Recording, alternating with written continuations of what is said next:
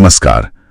आज हम प्रधानमंत्री आवास योजना यानी PMAY के तहत लोन लेने की जो प्रक्रिया है उस पर थोड़ी गहराई से बात करेंगे।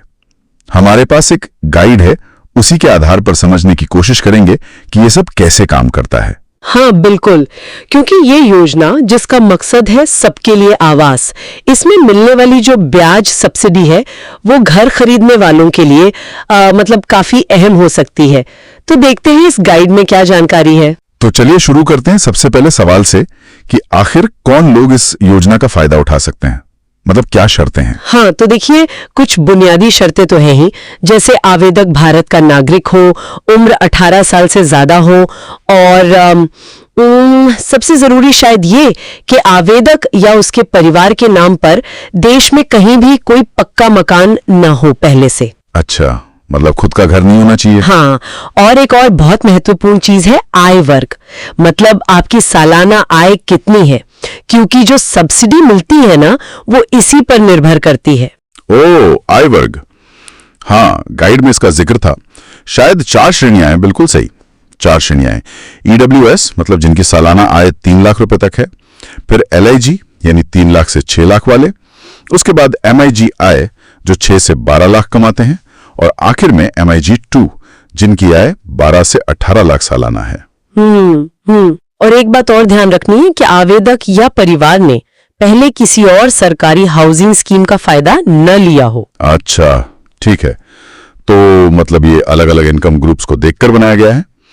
मान लीजिए कोई इन शर्तों को पूरा करता है तो फिर कागजात, क्या क्या दस्तावेज लगते होंगे?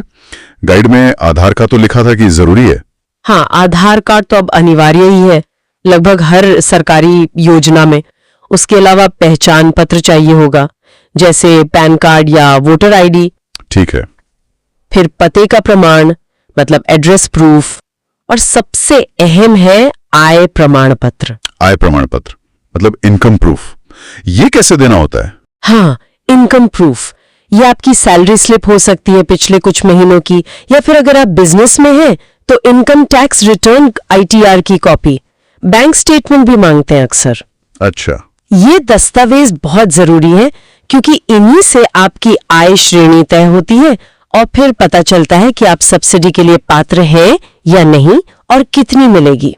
समझ गया। तो इनकम प्रूफ यहाँ मतलब सबसे क्रिटिकल दस्तावेज हुआ। बिल्कुल, प्रॉपर्टी के जो कागजात हैं वो तो तब चाहिए होंगे जब आपने कोई घर पसंद कर लिया हो, वो प्रक्रिया में थोड़ा बाद में आते हैं। ठीक है, चलिए मान लेते हैं किसी के पास सारे दस्तावेज तैयार हैं। अब आवेदन कैसे करना है? क्या ये सब ऑनलाइन होता है या फिर बैंक के चक्कर लगाने पड़ते हैं? इसमें दोनों तरह के विकल्प दिए गए हैं। एक तो है ऑनलाइन तरीका, आप PMAY की जो आधिकारिक वेबसाइट है PMAYMIS.gov.in उस पर जा सकते हैं। वहां सिटीजन असेसमेंट नाम का एक सेक्शन है, उसमें जाकर आप अपनी आय श्रेणी चुने और ऑनलाइन फॉर्म भर दें। ओके, और दूसरा तरीका? दूसरा तरीका है ऑफलाइन। आप सीधे किसी ऐसे बैंक या हाउसिंग फाइनेंस कंपनी HFC के पास जा सकते हैं जो PMAY योजना से जुड़ी हुई हो। अच्छा, मतलब बैंक खुद ही मदद कर देते हैं? हाँ, वो आपकी पात्रता जांचने में और फॉर्म भरने वगैरह में पूरी मदद करते हैं। वो फिर आपके दस्तावेजों को वेरीफाई करके आवेदन को आगे बढ़ाते हैं। मुझे लगता है ज्यादातर लोग शायद यही ऑफलाइन वाला रास्ता चुनते होंगे। थोड़ा आसान लगता है शायद। हाँ, हो सकता है। बैंक जाकर बात करना ज्यादा भरोसेमंद लगता है कई लोगों को। अच्छा, अब आते हैं सबसे दिलचस्प हिस्से पर जिसका जिक्र आपने शुरू में किया था, सब्सिडी। ये कैसे काम करती है? क्या मतलब पैसा अकाउंट में आ जाता है? हाँ, ये जानना बहुत जरूरी है और ये वाकई इस योजना का सबसे आकर्षक पहलू है।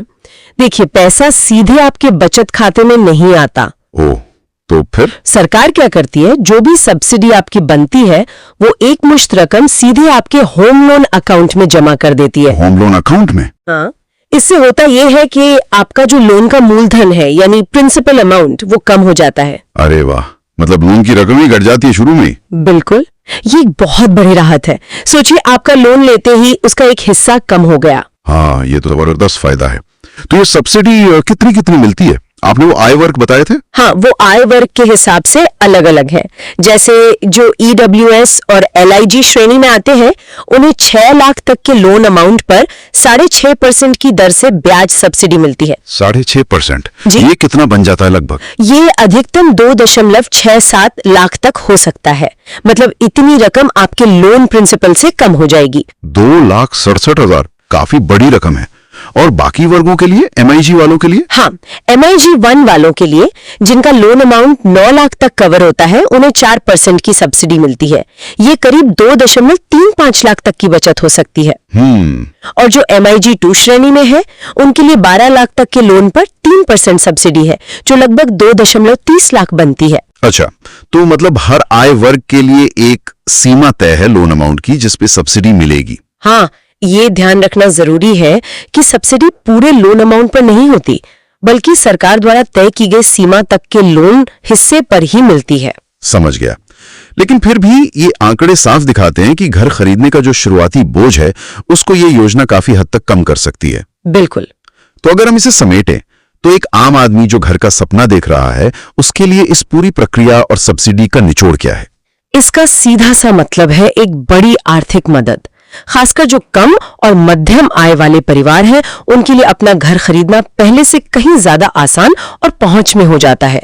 लोन शुरू होते ही जब प्रिंसिपल कम हो जाता है, तो या तो आपकी EMI थोड़ी कम हो सकती है या फिर लोन जल्दी चुक सकता है। हाँ, ये तो है। एक तरह से डाउन पेमेंट में मदद जैसा हो गया। हाँ, बिल्कुल कह सकते हैं।